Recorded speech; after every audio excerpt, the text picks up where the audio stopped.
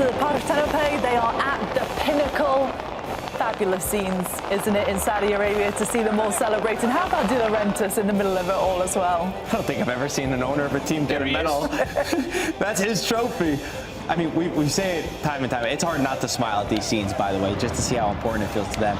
To think what De Laurentiis has done to this club, to revolutionize this club. We've had him on our airways, and he said what was at the club before he was there, and to bring him to the highest level, and to try to make him compete with the top dogs, with the teams that spend a lot of money, to do it in a sustainable way, to do it in what we would call the right way, is a beautiful story in Italian football. He must feel a lot of pride.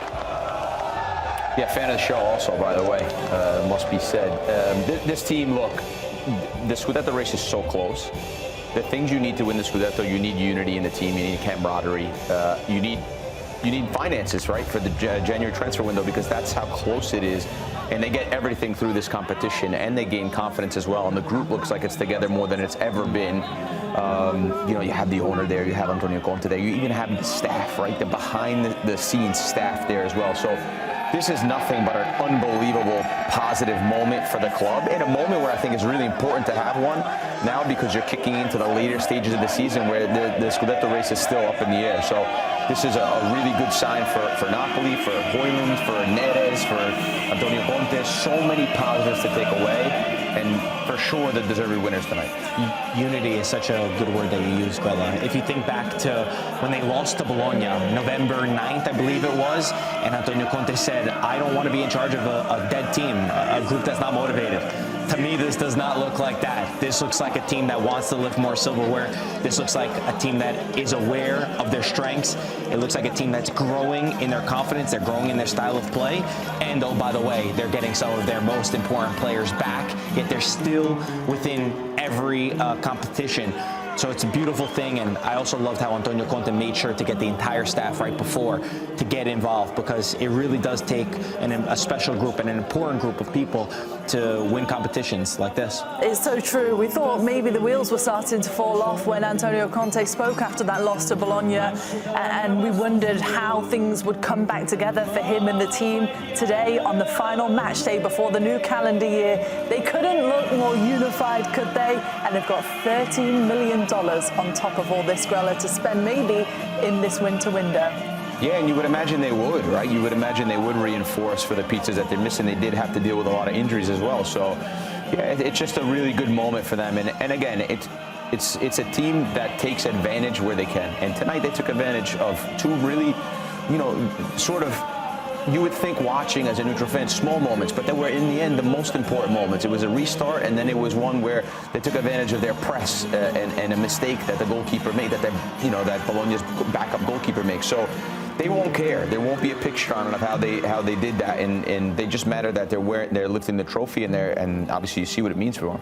Conte also, I think, has a chip on his shoulder. You know, it's often said that he can manage in multiple competitions, so he wanted to prove that he could do this.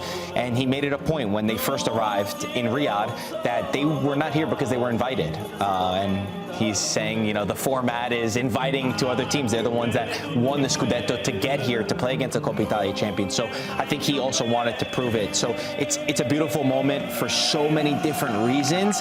And also to hear their anthem being played in Riyadh in Saudi Arabia. Innamorato, crazy, iconic song from Naples. Oriali, he's an underrated aspect to this team. People don't realize, but his communication, his relationship with the players. He was brought in with Antonio Conte when he was at Inter, also when he was with the Italian national team. Not spoken about much, but plays a key part in keeping the locker room together. Now comes the anthem of all football. I feel like no matter where you are, no matter what team you play for, this song will be playing at some point in a stadium. How will this trophy be received in Naples, Grella? Because we've been there, we say how unified the city is. It's the only sports team. They're all one team back there. It's not the most prestigious trophy, is it?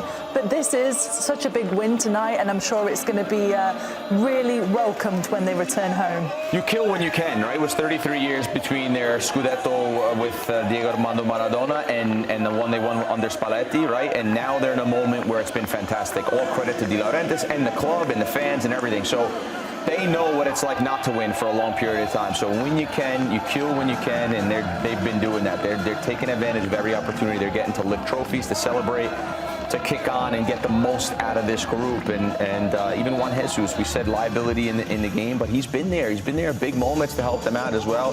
Hoyland, right? We had our questions, had another good performance from him tonight. So the group really kicking on, and now is sort of starts to ramp up towards after this Christmas period. Is sort of the most important games are coming thick and fast. So this is a good moment for Napoli for sure.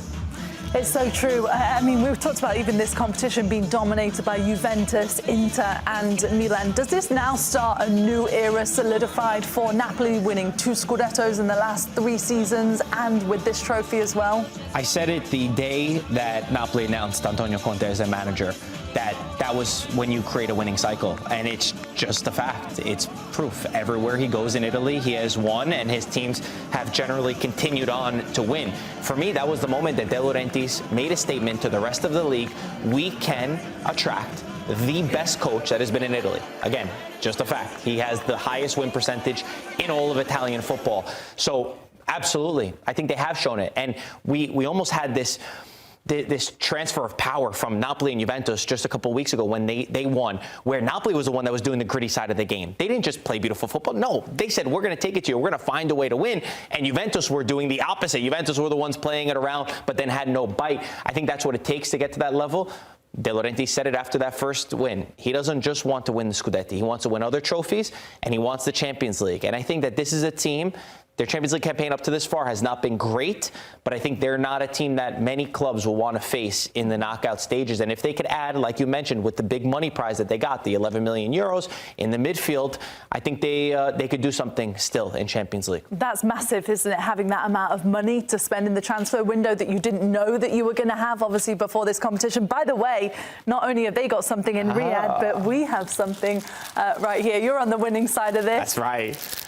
A gorgeous panettone from Bologna at Settipani, is that right? That's right. This is panettone is an Italian sweetbread that we eat for Christmas, and we had to get something special. The smell is incredible.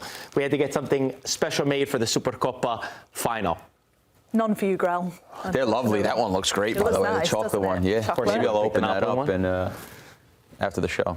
And in Italy, you obviously say, when you're talking about managers, will they eat the panettone? This is it. This is the panettone that they want to eat before Christmas. I can understand why as well. Delicious. Nice. From Bologna. Thank you so much. Thank you. Settipani. But enjoy this for Christmas. Yes. And you said it's lovely with coffee in the morning, it's the best. right? Dip it in there. It's perfect. Yeah, you were all having some before the show. Modern football is all about isolating a defender, putting yourself in 1v1 ability, taking your man on. That's at least the style of football that I love to watch, and that's what Napoli have gone through in the last, maybe 5 or 6, 7 games, where Conte changed that formation. He went to the 3-4-3, and Neres has been the key guy in that formation, whether it's Lang on the other side or today it's Elmas. Either way, it's them that make the difference, and it's them that cause you ability in behind. And Grella, we had the argument. We've been fighting for like a year and a half on, do Napoli play good football? I think that this is the transition to starting to see them play that more attacking football, that maybe what you would call better football. Would you agree that you're starting to see that more? No, I thought that when they signed Kevin De Bruyne, that they looked like there was a few games where they looked like they were going to start playing and try to push games and try to control games. I think their strength is, in fact, the fact that they take what's given to them. Like in today's game, they were good, but they were good because Bologna opened up. Bologna invited them in. Bologna gave them opportunities, and they were only good and they're at their best when they win first and second balls, which means you have to be physically able to compete. You have to be a dog. You have to be gritty, and that's what they have. That is their best attribute, regardless of the style they want to play. And that just makes them more dangerous to me, right? I think if this Napoli team turned around next season or in the middle of the season and said, hey, listen, we're going to make it a point to play better, so more pleasing to the eye, I think you get a weaker Napoli side. They're really good at the details. They're really good at the ugly side of the game. They're really good at competing. Their best players are competitors. Their best players are winners. That's what they're good at. I think this team is fine the way it is. They're lifting trophies. They're winning things constantly. So, Antonio Conte has found ways to make guys tick. So I think it's important that they stick to who they are. In the beginning of the season, for me, they went away a little bit. They tried to play with Kevin De Bruyne. Kevin De Bruyne didn't fit didn't fit the exact profile that Napoli wanted. Was it a big sample size, though, to be fair? It wasn't a big sample size, and he was their leading goal scorer before he got injured as well, mostly from the penalty spot or free kicks, dead ball situations. But that's not the point. The point is they tried to be more creative and more attacking and better, and they're actually better when they're doing it. You think it kind of unsettled the team, if anything? It did, because he even came out and said, listen, I think we signed too many players. Maybe they don't understand what we're looking for here. We know what Antonio Conte is looking for. He's looking to win. And he's looking to win these small battles all over the pitch. When Napoli stick to what they're good at, which is being hard to play against and defensively sound, that's when they play their best football. I think they're blending the two. I see this team evolving. I don't see that. I see them evolving to playing a little bit more attacking football, especially with the use of their wingers. Well, I suppose the big question is, even if they don't play like that, can they win like that? The Scudetto, though? Do you think they can be there on the final match day? I think it's very difficult, but he gets the details every single weekend right. So that's going to help them to get 3 points in the weekend for sure. What would you have given David Neres? I honestly, SofaScore quickly becoming my favorite app on my phone. It's even reaching first page status, and this is the reason why. They know their football, 9.9, clear as day. I think SofaScore, full of experts back there, kind of dealing with all the stats, right? But they also have the logic too, which is something that sometimes you don't get from stats. So I like that they blend logic with stats, algorithms, all that stuff. So you'd have given him a 9.9 too?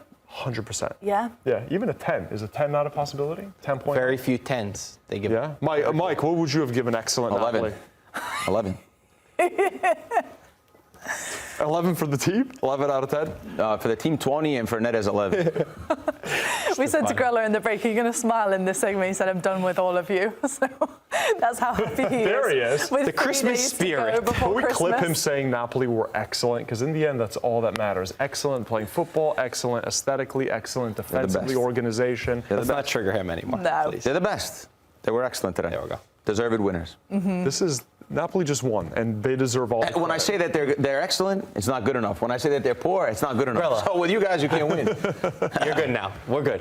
You gave there was like an asterisk though that you were trying to go for. All right. But we won't get Come into on. that now. This is all about Napoli. Let's talk about Napoli's outlook for this season, shall we? Because Lukaku's almost back. So with him back, where does this leave them in terms of the Scudetto race? More Seriously. excellence. Grella? Grella. I'm sorry, what'd you say? I With didn't- Lukaku coming back, and Okay. obviously Napoli looking how they look. They Yeah. lost the top spot in the league, didn't they, to Inter? So now Milan and Napoli trail by just a couple of points each. They're still in it. Where does that put them? Maybe with the new signing in January and with Lukaku coming back. Lukaku is huge for them. I think last season he was a fundamental player for them as well, because obviously if you watch Lukaku's career, he used to be more dynamic, used to be able to hurt you from like midfield from long distance as well. I don't think he has that in his game anymore, but last season, even a Lukaku for me that was at 80% of his capabilities was probably one of the most effective players in the league. So getting him back is going to be huge. What is he going to be like? Is he going to be a full fitness? It's hard when you come into a season without a preseason. But it's really good and positive to see Højlund. Højlund's been really good now. He's shown some real flashes of good performances as well. He made Divinter look bad. He played really well again today. He caused a lot of danger. So that's all positive things. To have Lukaku come in and also Højlund going on full still, have those two that can switch off, especially if they go deeper in the Champions League, is very important for them. Don't quote me on this, but there's a rumor floating around already about a potential striker swap between two unhappy strikers, one at Roma, one at Napoli. Potentially a Lorenzo Luca for Evan Ferguson swap in January. Would you like that? The idea is, does this get more out of both players? Gasperini's just gone nuclear on this poor kid Ferguson. I thought it was a mistake from him saying that he just doesn't get it, basically, and that he'd choose Dybala all day. I think that's bad man management. Mm-hmm. Maybe with Luca, he has a different kind of characteristic. We know that Matteo likes to find these headlines, but we're never sure. What's the source? Quite where from. I want to know the source. Where's the source from? My mouth. So it's the source That's a from big you. one. Yeah, I just concocted that up right now. In my Yeah, I was going to say, I didn't read that at all. No, you're not reading the right things. SofaScore? So look, Mateo's Open your phone and show us your SofaScore apps. Do you want me to? Yeah. Okay. SofaScore also has great headlines, so maybe it was from SofaScore. He said okay and then did nothing. We have apparently got a report that we do trust, this one from Tomasio, about next year, because the format is going to go back, isn't it, to the original format of the Coppa Italia champion and the Serie A champion, and not this 4-team format, and it won't be in Saudi Arabia, perhaps. But that's the rumour, and it looks like a strong possibility. Do we like this if it just goes back to how it was before without the 4 teams? Yes. And according to source La Repubblica, they say Based that on SofaScore's reporting? they could be playing in our backyard. They're talking about Miami as a potential destination next year because it can't be held in Saudi Arabia. There's the Asian Cup that they're hosting. I think they should bring the Super Cup to Florida. This guy Into wants our backyard. the Milan-Como game to be played in Australia. Maybe I'm old school, maybe I'm traditional, okay? The fans who pay season tickets would have lost the Serie A game. This is Supercoppa. I don't care. I'm talking about in Supercoppa. general. No, we're talking Supercoppa right now. Do you want the best atmosphere, or do you want, like, people... We're going to make a good atmosphere. There's plenty of Serie A fans. You're going to be here in Stanford. You're not going to the game. We don't know that. No, I think it would be a good atmosphere in Miami. They had this Coppa Italia I'm sure it will, and I'm sure it'll be champion. packed. That's amazing. The best atmospheres are in Italian stadiums. When you have the curva there, it's not like the entire curva is going to fly. Have you seen how expensive hotels in Miami are, Poppy? Especially the ones you like to stay at. Bro, how many houses you got in Miami? What are you worrying about? What house? You'll be fine. in the forest. He's got one house worth 20 houses. Grella, how do you feel about it? Would you like to see, do you like the change in format, by the way, the two winners? I like the change in format. I think that we need less football. We've had this conversation in the backroom staff. I think people and kids and neutral fans, like I try to sometimes explain to a neutral fan that wants to get into football, like all the competitions that are out there. And I think less is more sometimes, for sure, in this competition in the middle of the season. But